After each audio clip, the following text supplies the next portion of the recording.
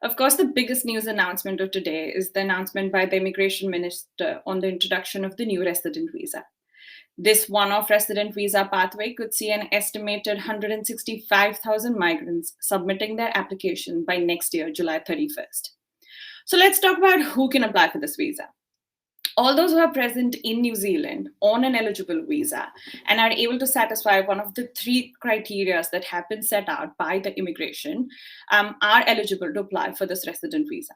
The 2021 resident visa would be available to most work-related visa holders, including essential skill, work to residency, and post-study work visas.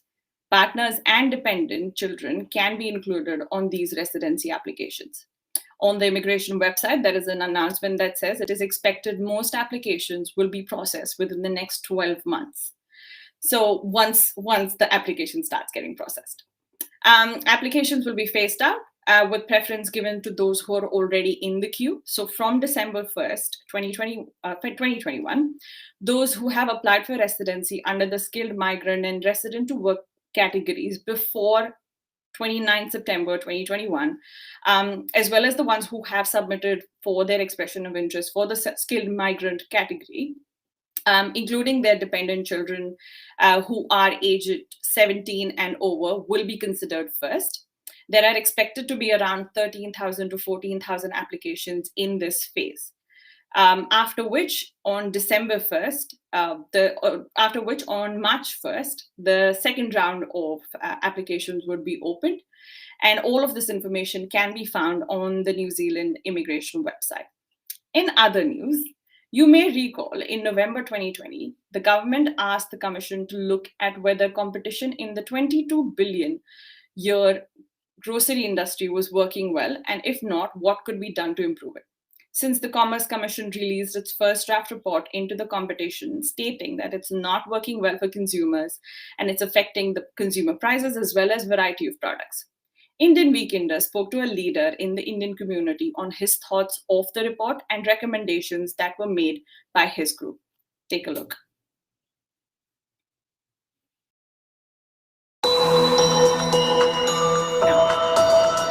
Hello and welcome to Indian Weekender. I'm your host, Preeti Garude, and today we're talking with Sunny Kaushal, the chair of Dairy and Business Owners Group. The Business Owners Group has submitted recommendations to the Commerce Commission's draft report on competition in the retail grocery store. So, Sunny, welcome to Indian Weekender. Kia ora koutou. Good afternoon to all your listeners and viewers over there. Thank you. Thank you so much for joining us this afternoon, Sunny. And I'm just going to directly jump into our conversation. And before we talk about the recommendations that have been put forth by the Dairy and Business Owners Group, can you just give me a little bit of an idea of the impact that the Dairy and the Business Owners Group has? Like, what's the market share like? What does the number look like? Things like that. When you look at New Zealand, so from up north, from Kaitaia to going down south to Bluff, so there are nearly 4,900 dairies and the owner-operator service stations and those local businesses, which I'm representing as is a body which we call the Dairy and Business Owners Group. And see, this is a very significant sector. Kiwi way of life includes the corner dairies from last 100 years. Those neighborhood dairies have always been a go-to place for the communities in New Zealand. But when you're talking about the market share, first of all, we need to understand the grocery side of, that's the topic that we have been talking about. So the grocery market in New Zealand is nearly $20 billion. Precisely, it's a $19.6 billion. And out of that one, there was a report from that was the Nielsen research for Z Energy that was published in 2021. So they had a very clear data on that one, that these dairies and small businesses, which I have just mentioned, we have a 17.34% market share of the grocery market. In other words, if you have to say in dollar value, it's $3.4 billion.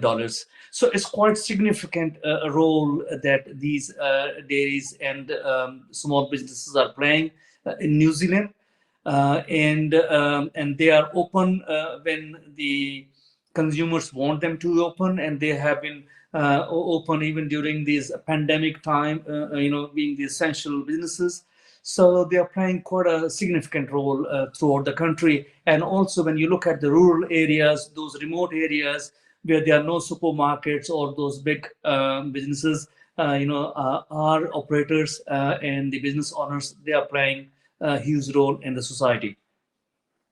So now that we've put a little bit of a context to it, let's talk about the Commerce Commission report. For those who may be new to this conversation, could you just give us like a brief line as to what this report is about? Let's start with that. Yeah, when we are talking about the groceries or our daily necessities that we require for every household, there has been a lot of concerns New Zealand wide that the things are getting costlier, and even the politicians have come into foray, and I mean, you talk about everyone, and then the Commerce Commission was and got involved into this one. Then government wanted to the Commerce Commission to inquire about and also suggest the market reforms, and that's how this study started. So now we have the preliminary report, or the first report, which we are saying is from the Commerce Commission. So after all that study and what they have come up with certain ideas and certain reasons and recommendations. So what they think is that there is not much competition. So there's a monopoly between two big giant supermarkets, and that monopoly is actually is increasing or hiking the prices. So the consumer is not getting the benefit, and that's why consumers end up paying more. And with their recommendations, what they're thinking, the Commerce Commission is thinking that they need to bring more competition into the market to get the better rates in the market. So their thinking has been to bring the mega operators from overseas, the likes of Aldi and all those big guns, to set up their supermarkets over here in New Zealand, so that there could be more fierce competition, and obviously competition drives better rates and the benefit to the consumers. So this is has been one of the areas that in a long discussion. And then our group, we have submitted a huge submission, a series of recommendations to Commerce Commission, in fact challenging their thinking. Yes. And also suggesting the pathway, the practical ways to do it. So that's where we were called for the meeting, and we had deliberations on that one. The day before, there were 8 members from the Commerce Commission, that included 3 Commerce Commissions and 5 senior officials from the government, and so from the market research. And from our end, so I was representing the group as chairperson. So I was talking and presenting my view, and also pressing upon the series of recommendations that they need to consider. So this was a very productive and constructive meeting that we had. Yeah. I'm happy to discuss on those points that we were able to discuss. Exactly. So moving to those recommendations that that you mentioned were suggested as a part of your report in the conversation that you had. So what are let's talk about the top 4 recommendations that were put forth by the group that were somehow in a way overlooked in the Commerce Commission's report. What were those? Yeah, see, first of all, we did tell the commission that they have overlooked this such a significant sector, rather than they were thinking about bringing those big or mega operators, but they were not thinking about what we have in the market already, and also this segment is playing such an important role. And I was able to tell them, I said, look, like unlike others, the small businesses like dairies and service stations, they do not need, first of all, taxpayers' money or policy privilege in planning, as Commerce Commission is currently doing, or they're suggesting to bring those mega operators, offer them the land and facilitate their setups over there. It's being done on taxpayers' money at the end of the day in the planning stages. So whereas they don't need that kind of money. If you look at, for example, Aldi, which is one of world's mega operators, so they are big enough. If you look at their 2019 revenue itself, so they have US dollars $109 billion revenue. So those kind of players, we don't need to spend money on them as or taxpayers' money or a country's money planning for them. And I did tell the commission that, look, you guys are thinking big, so your concept is think big, but in this time and in a practical way is to think small. So we need to empower these 4,900 businesses, which I've just mentioned, and these local businesses be able to deliver the grocery items as much as lower prices. And it's good for us. It's good for the consumers. And also it helps the environment. If you look at the rural areas, if you look at the remote areas where there are no big supermarkets, so the consumers do not have to drive 40 kilometers or 50 kilometers to go to a supermarket, whereas if they are able to get the better deals with their local businesses, with their dairies who are able to do it. And also it emphasizes the point of our local growers, the producers who do not have access to these big monopoly players. So so during the discussion, the key point that we deliberated and also argued is that I said, look, first of all, what you need to do is the government, the Commerce Commission, they need to separate the structure. So separate the wholesale and distribution structure, which is very, very important. By separating, what you do is it creates the competition, right? It creates the competition.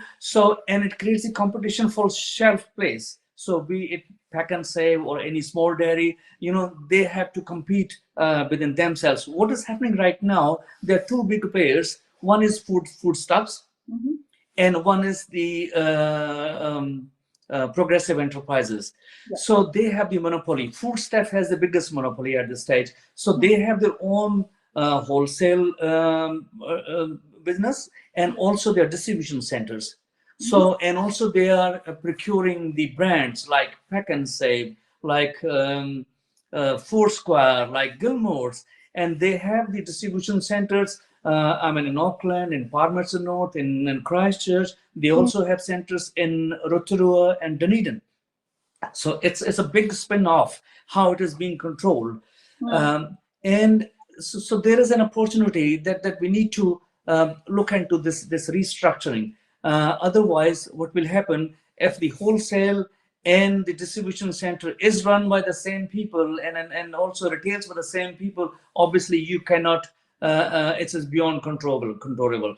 So the Commerce Commission was very much interested in that one. They had given a lot of attention on this point and to discuss that one. And also by empowering our own businesses, the local businesses, the small businesses, see, we are supporting our local. We are adding value to our economy. We are stimulating the economy, and also we are helping our growers, our producers who would have the equal access, the fairness. So this delivers fairness to our growers, to our producers, to our retailers, and help the economy. Yeah. So yeah, and also it helps the environment, as I said. If you add up those 25 kilometers or 40 kilometers per consumer, and this would be billions of kilometers that you're hitting the environment, and so also the carbon emissions. Think about how much carbon dioxide those vehicles are going to put into the into the environment. So we need to think small and think sense on that one. Yeah. Thank you so much for that, Sunny. I think that was quite in-depth in terms of the recommendations that you've put in, as well as the report that, like, comparison to the report that has come out. Now, just one last question that I had, because this conversation is very in-depth. So what I wanted to understand was just, so where has it been left? So now that you've had this meeting, what next? Yeah. So when we were deliberating on those ones, I forgot to mention one point. I said, look, COVID-19, this pandemic, it has taught us that we need to remain in community bubbles, and also how this pandemic is evolving, and that's going to the future. We have to live with this pandemic. So it's more essential that we are able to live within our communities and nearby. So given the fair play for our dairies and gas stations, the butcheries and the green grocers, so we can breathe life into the local shopping centers and lower those wholesale prices, where we can begin that one. So there were lots of more recommendations, because the time is very short, so I'm not going through all details. But they have taken this on very positively, and also at the end, the commissioners, they were so happy. They congratulate me, saying this is the first time in New Zealand that this sector has been represented, and this presentation or discussion has been so well researched and put it in a nice way. And yeah, so they were quite happy to take it on board. Now we are waiting for the final report to come, and I'm sure the recommendations that we were able to press through would find a way in that final report, and we would be able to get justice and also fairness for our local businesses and growers and producers. Wonderful. Thank you so much for that, Sunny. Thank you so much for sharing all of that information with us. We will wait with you to see what the final Commerce Commission report has information about. That's it from us from the Indian Weekender. Hope you stay tuned for more news around the migrant and the Indian community. Thanks again, Sunny. Thank you so much, Preeti, and thank you to all the viewers and listeners.